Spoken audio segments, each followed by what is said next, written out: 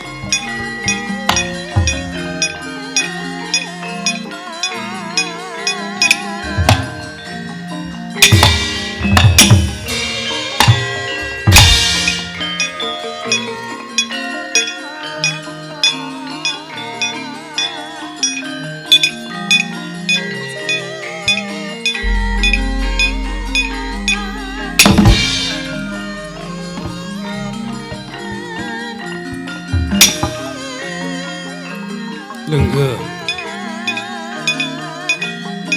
ambu duren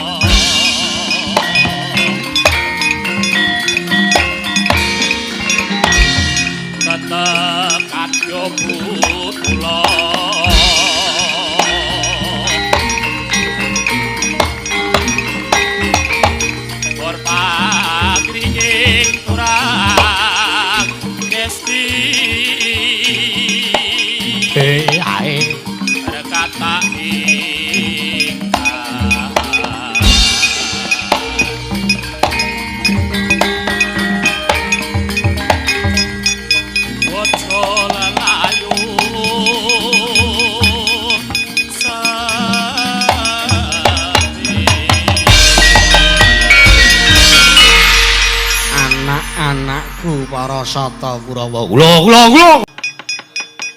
Bratasena siyos mati. Mati apa? Iki mau Bratasena malah sajak urung arep sida mati. Merga Kakang Durna utusan karo Bratasena nggayuh wujuding ilmu kasampurnan srana. Ingkang sepisan kudu ngupadi kang jeneng Kayugong Susuing Angin. Sinten sing ngakon niku, Man? Sing ngakon ora ya kejaba mung pamanmu Sukalima. Coba to. Ana disuwuni dawuh gawe karti sampeka. Golek cara ringkihe Pandhawa serana mateni Bratasena malah Bratasena arep dimuktekke serana diparingi ilmu kasampurnan.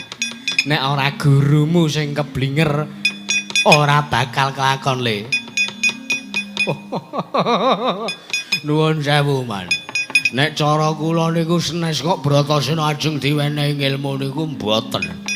Merga kula apal. Kula apal kalih watak wantunipun Bapa Durna niku lagak-lagiane mesti kala mangsa kerep utusan kaliyan pun Bratasena kon ngupadi sawijining perkawis. Ingkang ketuka saged damel srana muktinipun para Pandhawa ning nyatanipun Bapa Durna namung njlomprongaken dumateng pun Bratasena. Pramila sampun ngantos kleru panampiatur Bapa Durna niku janjane ajeng njlomprongke Bratasena. Ora kok arep gawe muktine Bratasena. Niku nek cara kula boten, Man, boten kelakon, Man. Wong Bapa Durna niku lair batin ngurungkepi Kurawa. Senajan to kaya-kaya Bapa Durna ora adil karo Kurawa ning sejatine Bapa Durna niku sengite ngigit-igit kalian para Pandhawa.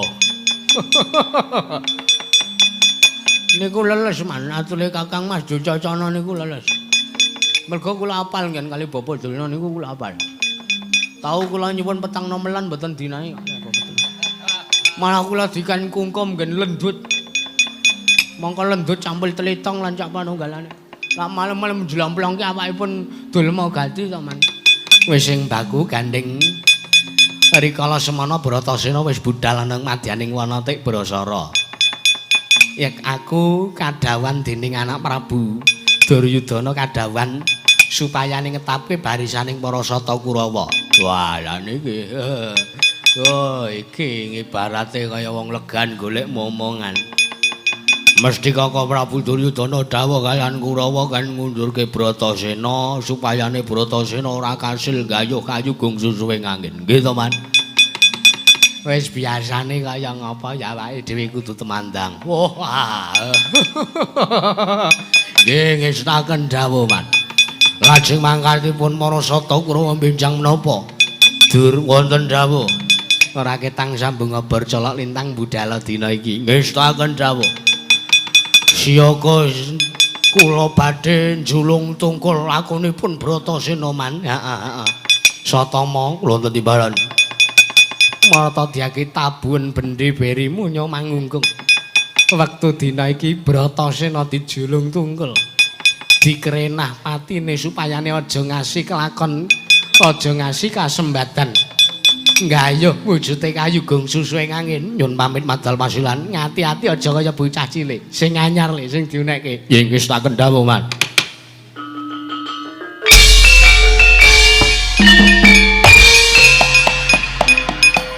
Sang Patesi Grohanata baris nyapiti kumala jam-jamku mrekut lampani binarungku prawadana agane kumelane bengi Surake gumura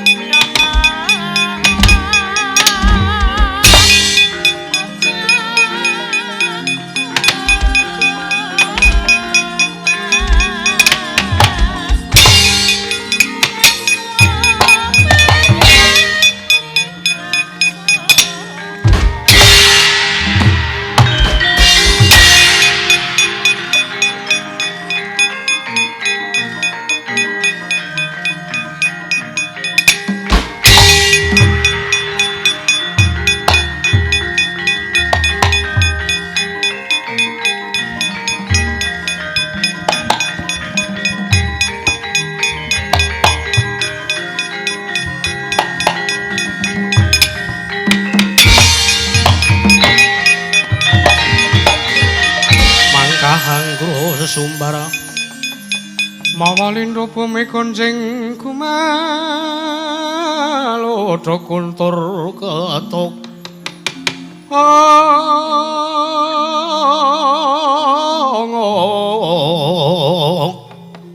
kumalodo kuntur ketok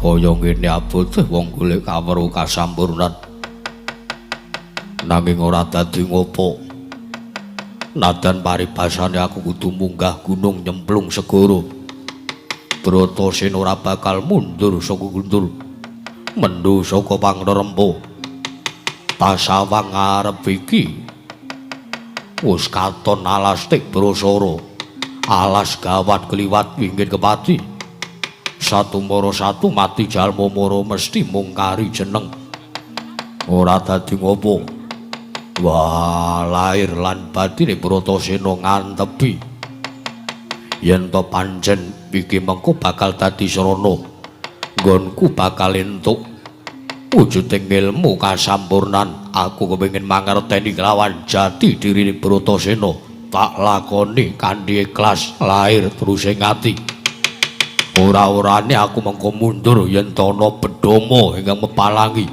rawi-rawi rantas malang-malang putung Bratasena bakal maju nadan kaya ngopo wae kanane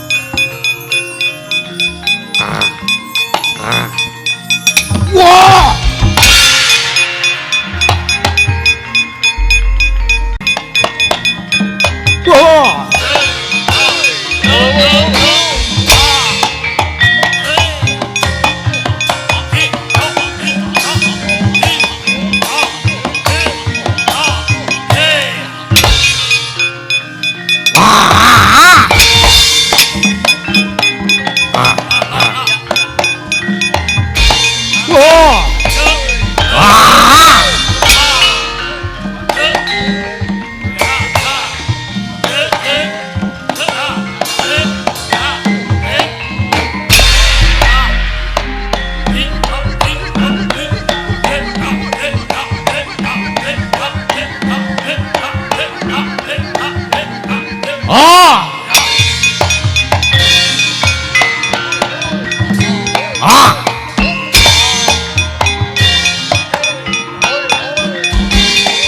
Ah!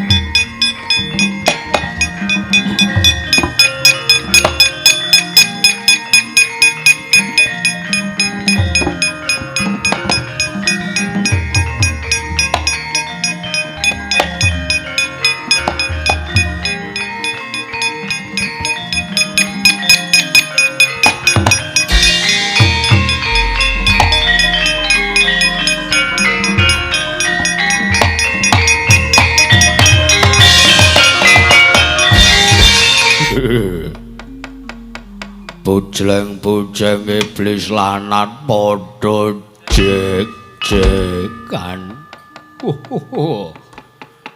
Diadi udi Rukmakala.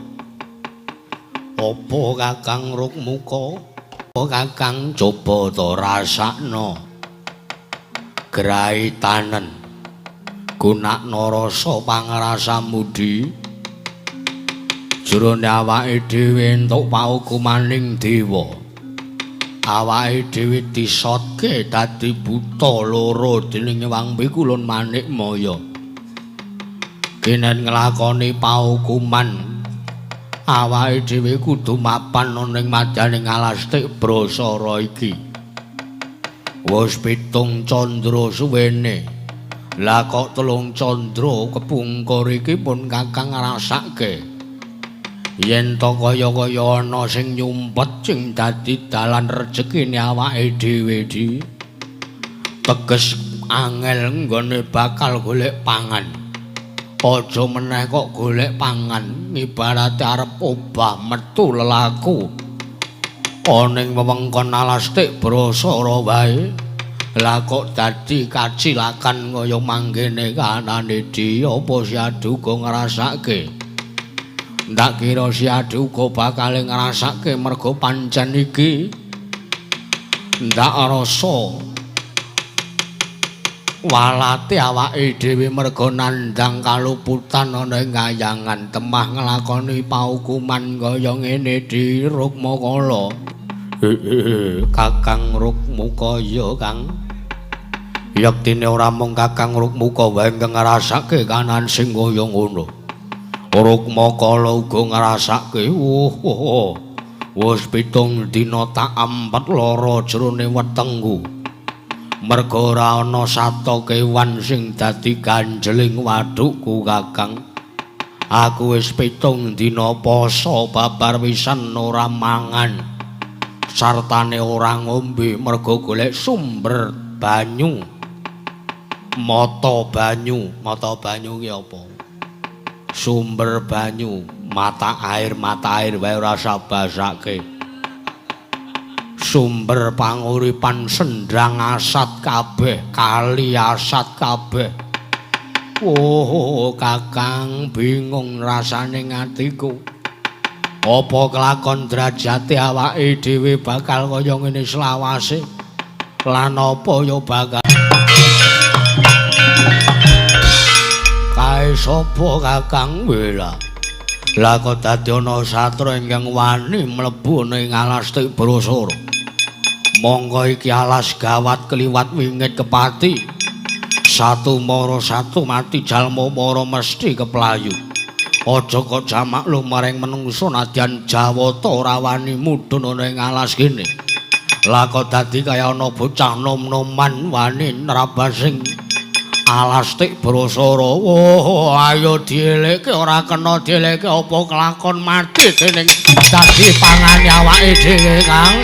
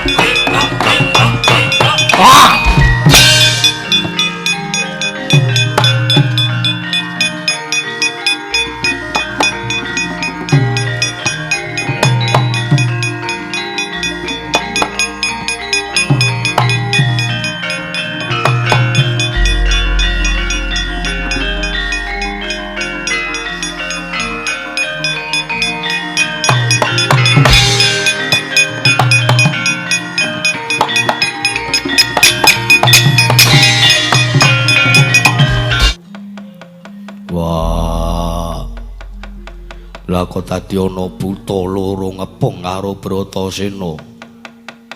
Kowe sapa lan kowe sapa?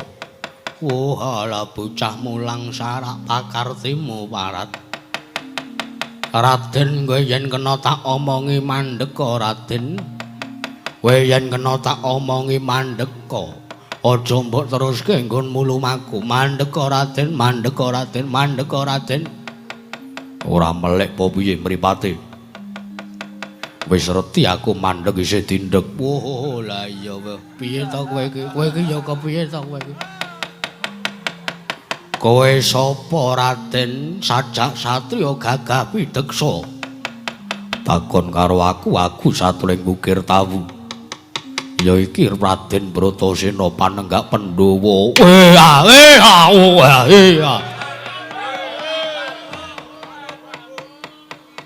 Kaget aku yoan. Panenggak Pandhawa dasar Baranyata. Raden Bratasena adine Raden Yudhistira. Kowe aja maca masa depan lho kowe ora. Kowe kuwi sapa? Tepungke Raden aku ingkang tunggu alas Tik Brasara. Ya aku Didya Kala Rukmuka, aku Rukmakala.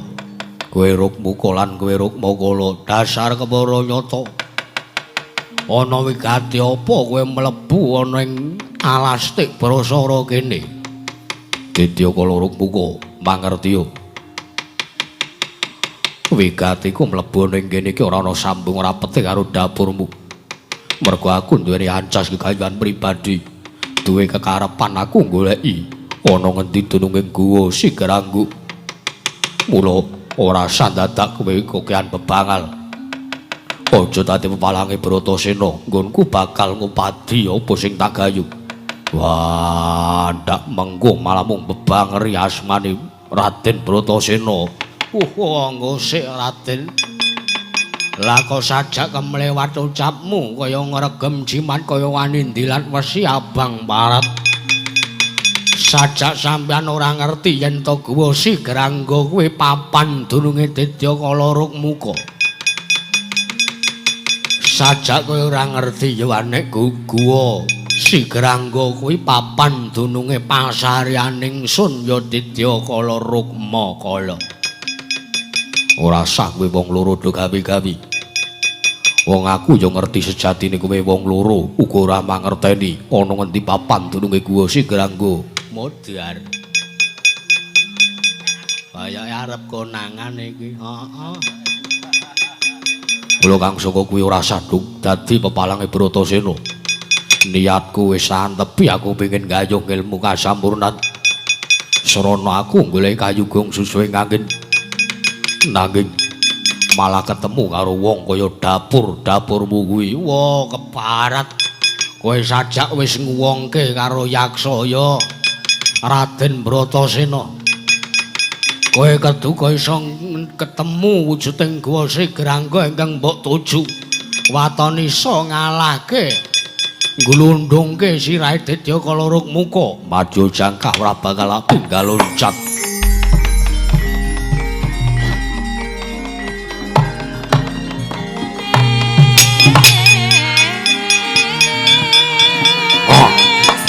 Hop!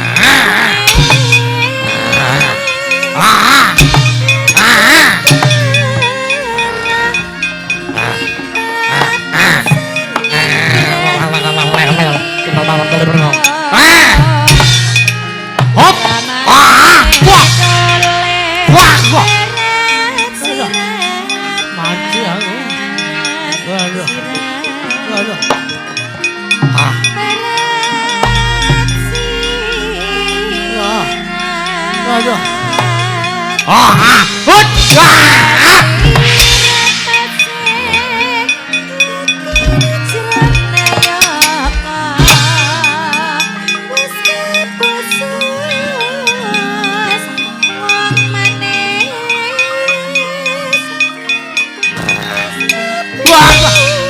Mundur awan.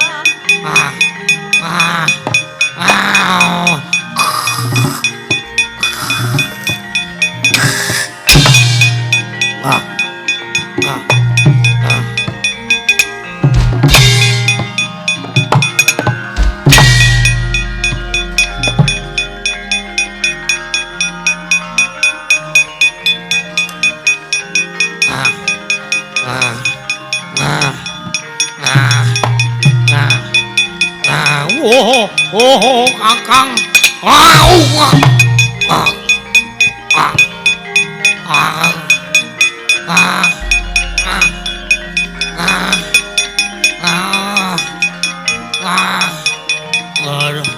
Mati aku. Mati aku. Mati aku. Oh.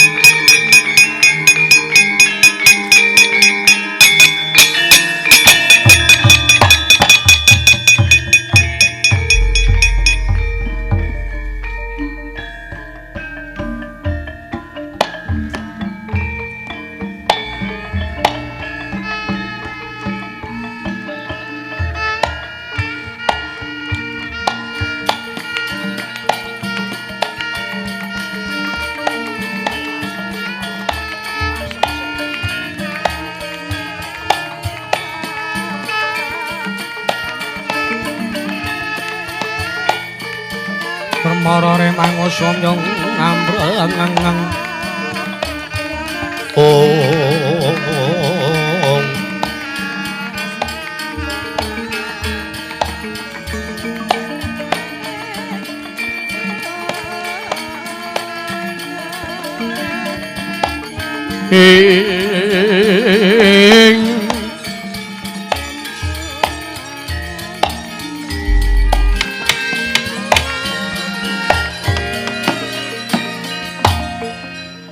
Wah, orang kira babar pisan. Yaksa loro tak dukumbo, pecah ndase. Ilang kuwandaning yaksa loro, tak golek ya ora ana. Arepatine Bratasena njaluk playon. Jebul tinemune ora nyono ora ngira. Indra kakekku lan Bayu bapakku be. Mas Trama sidam karing bawana langgeng. Bratasena pancen iya. Aja kaget ya nggih. Payah ulun.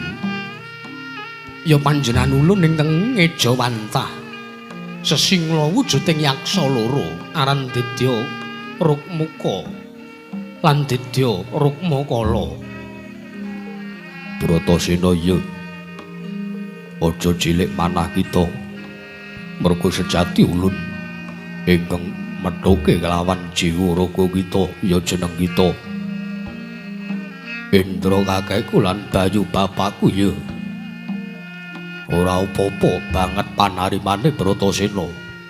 Senajan to kepiye wae, Bratasena ngaturake sembahku katura. Ana ngersani Indra kakekku lan Bayu bapakku. Ya nggih Bratasena ulun tampa mboya liwat pangestu ulun tampanana. Bratasena ulun tampa pangestu ulun tampanana. Sabanjure apa kang dadi wikatine dene Indra kakekku lan Bayu bapakku methuki kelawan Bratasena ning alas Tebrasara. Bratasena ana dawuh apa? Marata diagileremna rasa pangrasa kita. Jeneng ulun bakal njarwani kelawan jeneng kita. Munggo apa kang dadi wigatine ulun ngejawantah nggih.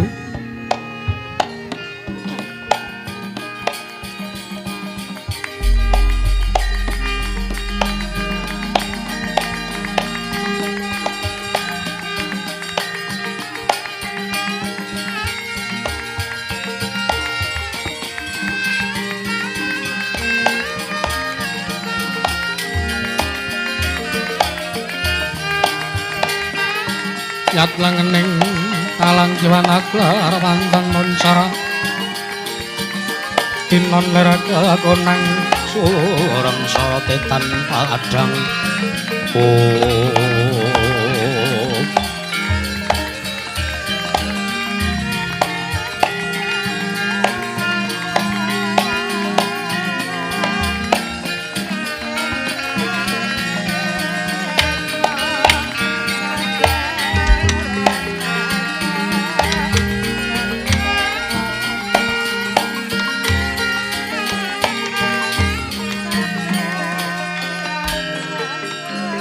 Bratasena.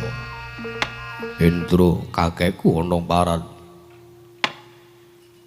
yekti panjenengan ulun mangerteni apa kang dadi gegayuhan kita. Jeneng kita prapta ning Wanati Brasara iki. Mboya ana kejaba jeneng kita mung kepengin ngupadi, wujude kayu gung susuhe angin. Arak mangkono ta Bratasena. Ora mokal sartane ora gumun, ora kaget. Atine Bratasena merga pancen Indra kakekku Widewa mula ngerti marang mobak musing titah. Salegetaning atine Bratasena kabeh mbok priksa, mbok mangerteni. Ya Bratasena mangkono. Nanging mruhananira ya nggih.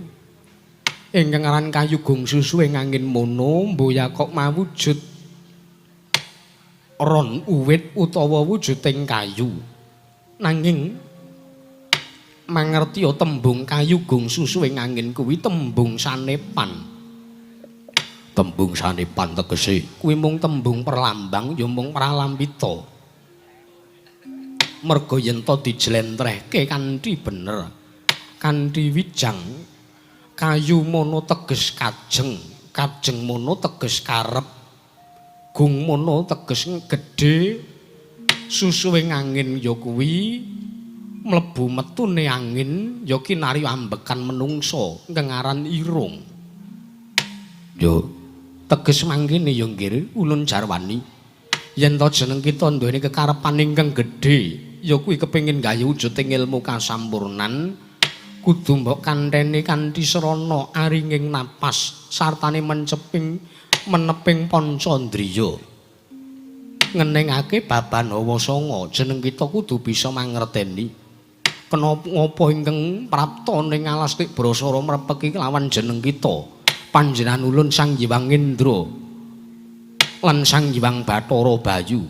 Merga Sang Hyang Bathara Bayu kuwi mralampitake sartane kinarya sasmita susuhing angin teges napasing menungsa.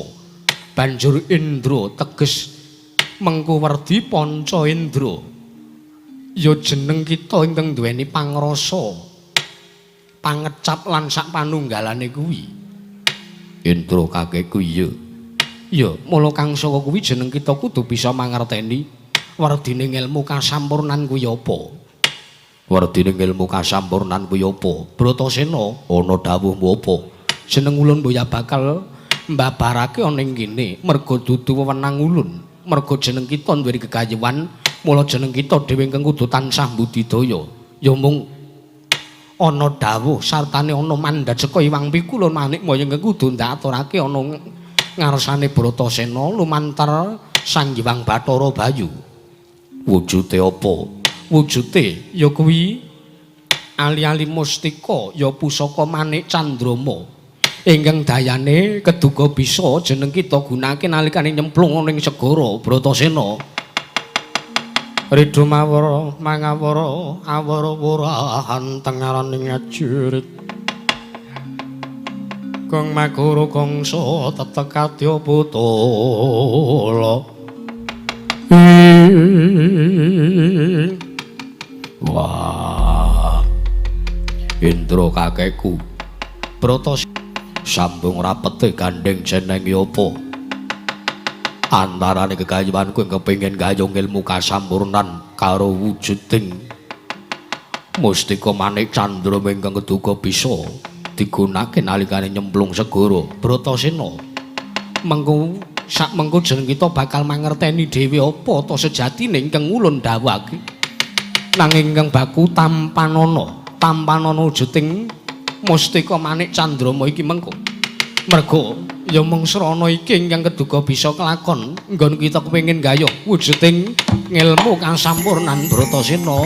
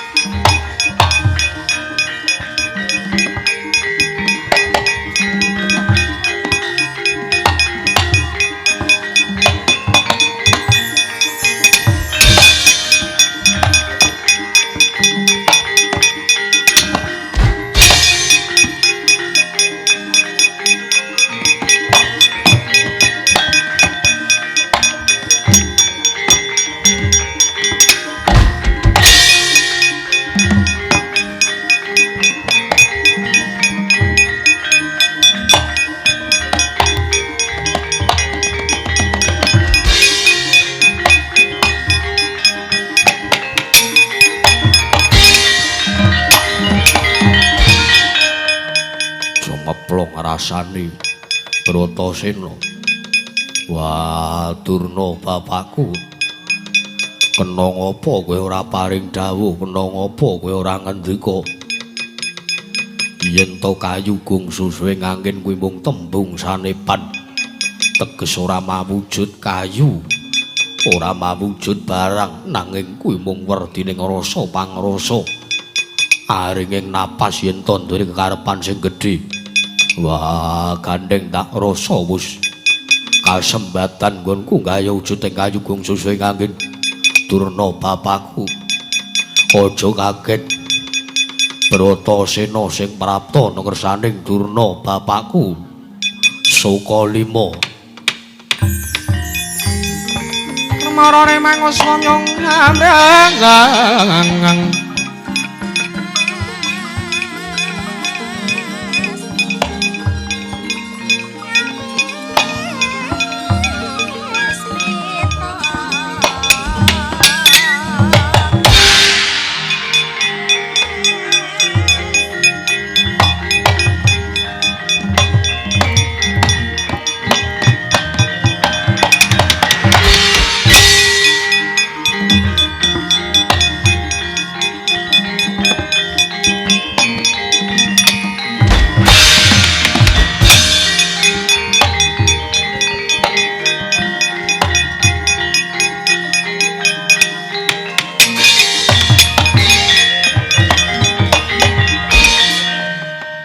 iku saknyatane kunjang seret pinangun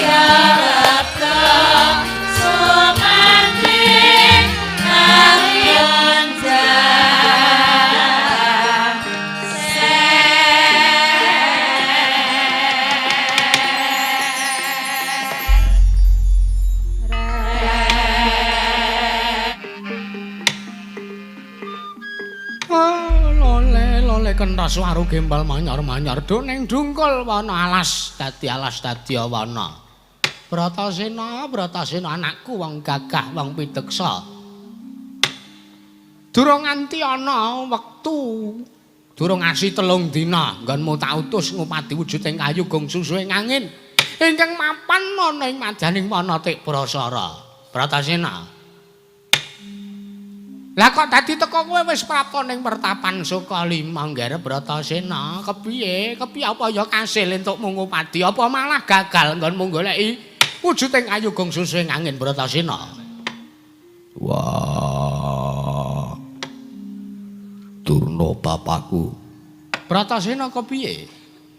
Ora kok gagar wikar nggonku ngupati wujuding kayu gong susu ing angin.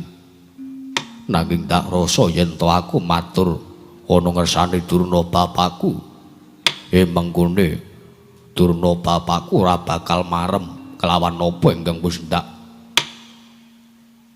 upaya sartane ndak budidaya ngupati wujuding kayu gong susu ing angin. Ora apa-apa Bratasena, ora apa-apa, ora dadi ngapa. Oh, ora-orane yen aku mengko nesu, ora-orane yen mengko bapakmu duka.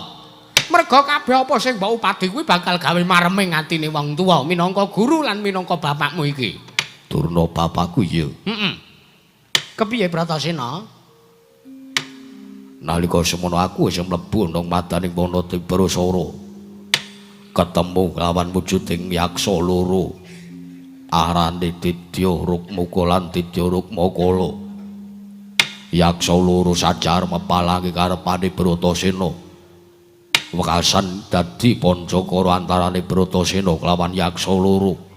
Wekasan kanthi tak dukumba sirahe pecah kuwandane ilang lako teka enggeng abiyantara lan ngejawantah manuksma wujuding yaksa loro ora iku jaba mung Indra kakekku lan Bayu bapakku dawuh Indra kakekku wujuding kayu gong susu ing angin kuwi ora ana tek merga kuwi mung tembung sanepan teges Bratasena kudu ngonceki teges kayu gong susu ing angin. Kayu kuwi teges kajeng. Gong kuwi teges gedhe. Susu ing angin ya kuwi bolongan mlebu metune napas manungsa urip. Teges ngendikane Indra kakekku yen to duweni kekayuan ingkang gedhe kudu dikandheni kanthi aringing napas meneping pancandriya. Ora kena srogal-srogol, ora kena ndone watak murina. Yen nganti mengko duweni rasa sengit sithik wae, bakal gagar wigar nggone Bratasena gayuh wujuding ilmu kasampurnan. Wah, ndak rasa wis cukup nggone Bratasena ngupati wujuding kayu gong susu ing angin. Mula tak aturake perkara iki ana ngersane Durna bapakku ing Sukalima. Durna bapakku.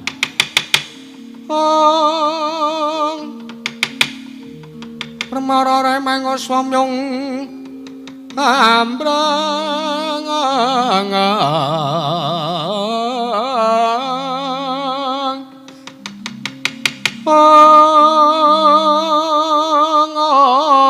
kati karnaning kaswase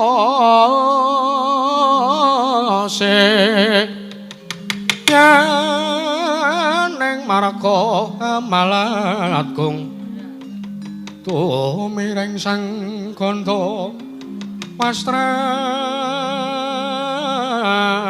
maca lang-lang lalu angulati surya mangrang sang maya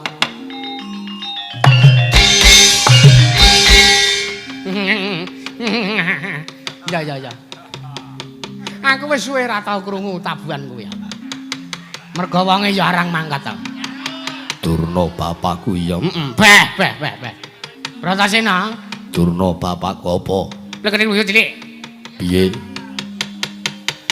yektine pancen kuwi ingkang ndak karepake kuwi ingkang ndak jangka Bratasena saka kowe nggonmu tak dawuhi ngupadi wujuding ayugung susuwing angin banjur sarana sabanjure laku nggonku ngupadi wahyu kasampurnan apa sing ping pindhone Bratasena yen to kowe ngupadi wujuding ngilmu kasampurnan kawruh sangkan paraning dumadi sastra cetha paripurnaning mangsit pangerwating diyu sepisan kowe wis kelakon ngupadi wujuding ayugung susuing angin lah ping pindhone iki kowe kudu iso ngupadi ya kuwi wujuding tirta pawitra maning suci ya kengaran banyu suci Perwitasari banyu suci Perwitasari aku kudu ngupadi banyu suci Perwitasari Bratasena iya banjur mapane banyu kuwi ana ngendi mapane ora lho sapa ya mung ana madaning segara ana telenging samudra ngendi segara ngendi bapakmu dhewe ora weruh nanging sing baku yen to pancen antep tekadmu kepengin ngupadi ngilmu kasampurnan kawruh sangkan paring dumadi kowe kudu iso njangkepi seranane dak wis ana kowe duweni wujuding banyu suci Perwitasari wah yo wis to kedhawe Durna bapakku yen mangkono aku mbok dawuhi supaya nyemplung ning madaning samudra kanggo golek ana ngendi dununging banyu suci Perwitasari Bratasena mesine ngono banjur segara ngendi ingkang kudu tak cemplungi Bratasena sakarepmu babakan segara ngendi sing arep mbok cemplungi sakarepmu kowe arep nyemplung segara lor kowe mlaku ngalor kowe arep nyemplung segara etan mlaku ngetan kowe arep nyemplung segara lor utawa nyemplung segara kulon kowe mlaku ngulon nek kowe arep nyemplung segara kidul ora usah mampir-mampir yo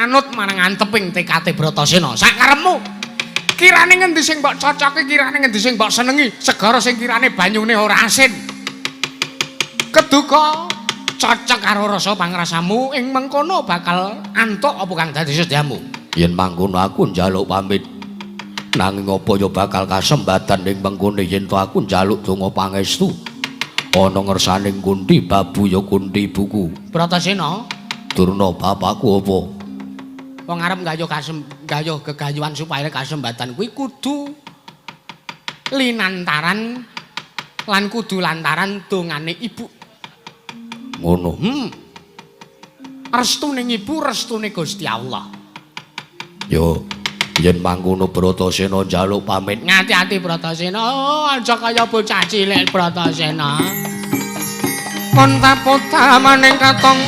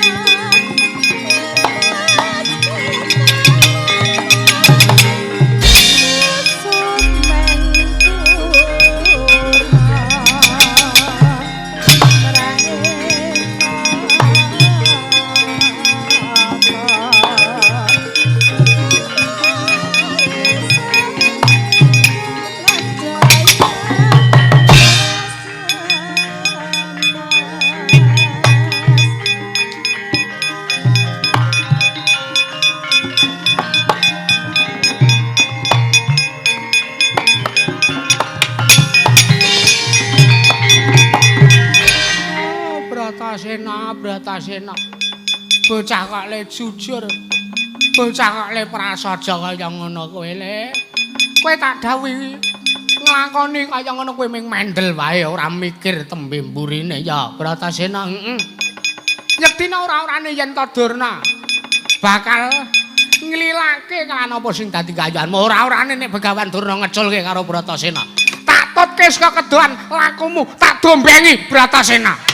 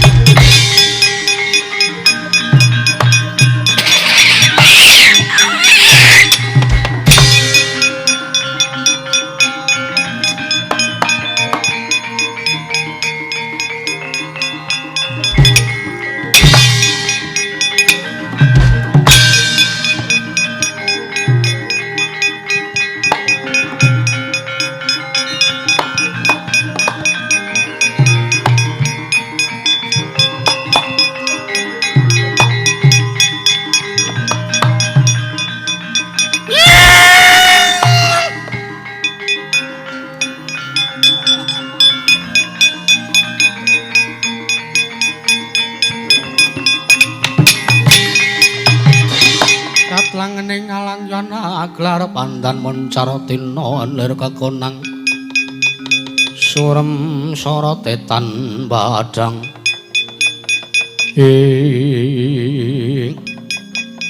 Anoman yo senggono kakanggu kelawan setu bondo kakanggu Bratasena adiku diya Bratasena adiku diya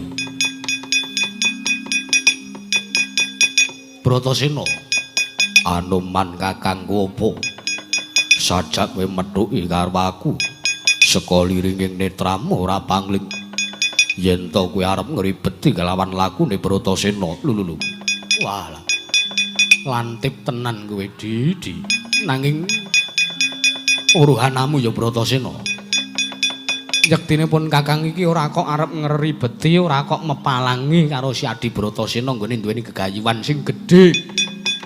Ya kuwi nggonmu kepengin gayo wujuding ilmu kasampurnan kuwi babar pisan ora pun kakang ora arep mepalangi ya mun pun kakang arep ngelingke karo Yayi Bratasena aja ngasih mengko getun tembe mburine lho Bratasena mergo segara kuwi ora gampang wong arep nyemplung segara emanen nyawamu kowe duwe adi-adi ya kowe duwe kadang papat cacahe para Pandhawa kae kudu tansah mbok gatekake kuwi kudu tansah mbok tresnani aja mengko padha nelongso kahananing mung mergo si Adi duweni rasa egois kepengin nuruti apa sing dadi gegayuhane Bratasena ya Bratasena aja ngasih mengko kowe getun tembe mburine elinga di elinga yen to kowe duwe gegayuhan nanging wong liya nganti wani ngelingake karo si Adi kuwi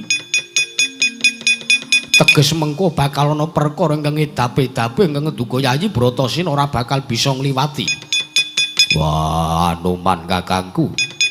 Bratasena piye? Ora sagungan bebangal. Iki perkarane Bratasena dudu kok perkarane Senggono. Lho, Bratasena. Nanging niatku kuwi tulus ikhlas. Ngelingke kelawan si Adi. Ora peduli. Niatku tenanan. Aku ngelingke karo Yayi Bratasena. Wah, ora idep, ora caturan karo kowe.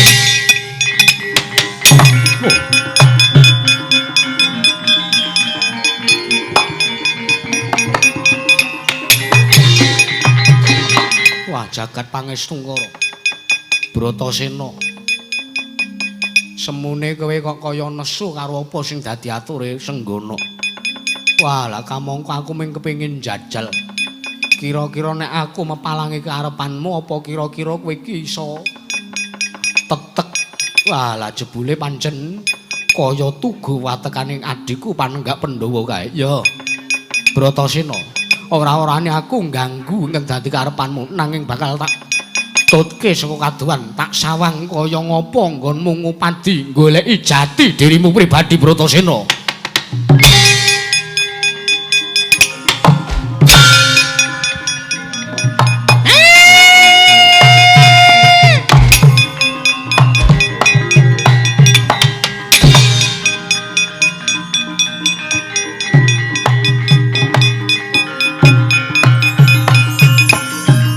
Jongpang parate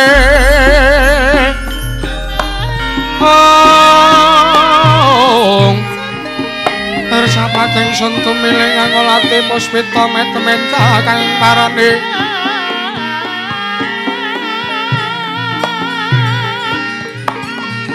mitring tanah anon sekar arsiki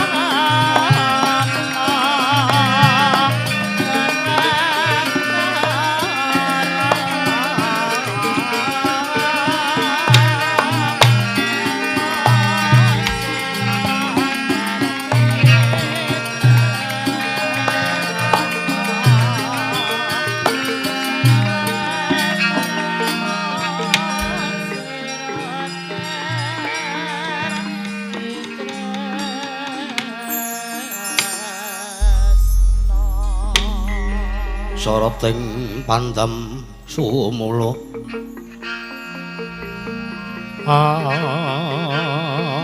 madangi jroning pasareyan